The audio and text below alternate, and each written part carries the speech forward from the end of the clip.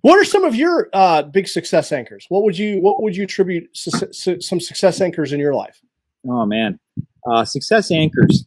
Okay, I wouldn't necessarily say it's a success anchor, but it was always having role models. All right, so my biggest role model was my dad, and it was in a negative way. My dad was my hero until I realized he was an absolute joke in so many ways. He was an addict. He was addicted to everything. He was physically, mentally abusive. It was tough living with the guy.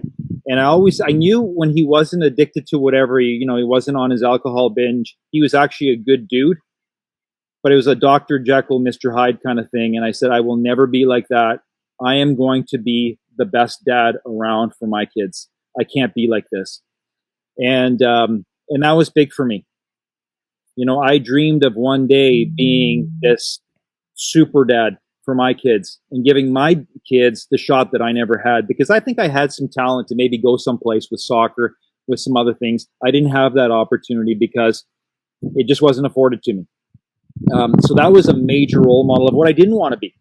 And so many people hang on to that anchor. Well, you don't understand. My dad was this and that. Screw that. Trust me, I've lived it. This is exactly how not to be. And then, of course, my mom was a major anchor. I mean, she held the family together. Loyal to the core. While we were struggling financially, she took on any entrepreneurial gig that she could, sewing dresses, baking, whatever. She was a machine business-wise, and she kept the family together. I'm like, my mom's a tough woman, man. I can learn from her, and I think that's where I got my entrepreneurial drive. Having said that, we had this massive desire to succeed coming from shopping from the bargain bin, $5 clothes, going to school, being laughed at. Hey, you're a geek, whatever. What are you looking at, little man? That kind of thing. That was tough growing up.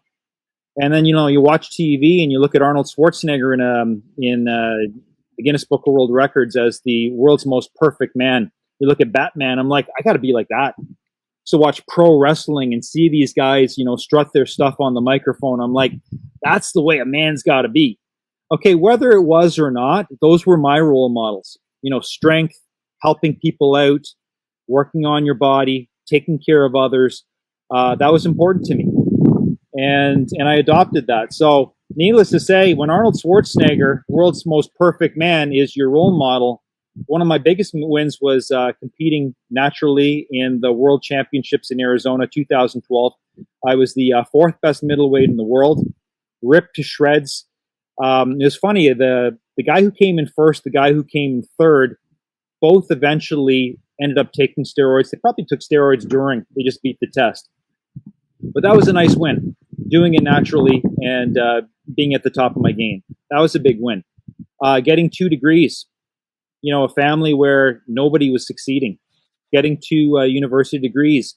I was the guy that almost failed grade 3, grade 6, grade 9, numerous classes in high school, failed calculus 3 times, almost didn't get into university, almost didn't make it past my first year. Getting the 2 degrees was very important for me. Remember after the first year being on academic probation, and I walk in the second year saying, you know what, I can do this. From here on in, I'm the top student in this program. I'm the total package. I can do anything. People were saying, Tom, you've changed. What happened to you? All of a sudden, I became like the second best student in the program. Why? Because I was listening to the lectures with a tape recorder, replaying them, making notes, reading the book over 4 times, putting in the work. But it was a mindset shift. It was an attitude, right? I knew that, hey, listen, if I can beat the world physically and mentally with my intellect, what else is there? Now it comes down to money, right? I took the wrong route with teaching. I took the golden prison bars, a good pension. I could have been making so much more money in entrepreneurial endeavors. But needless to say, outwork people. Outwork was the key, right? And the win of having a successful business, being a successful teacher, and retiring early, massive anchor. I don't think there's any limits right now. There's nothing. So those were probably my biggest anchors.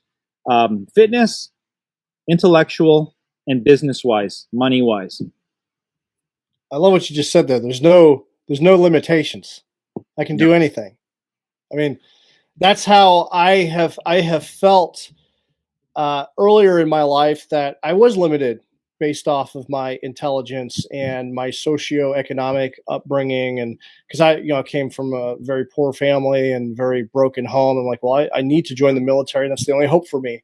Yeah. And not knowing that I could do anything else. Now I feel like in the last 10 years, I'm like, you know what?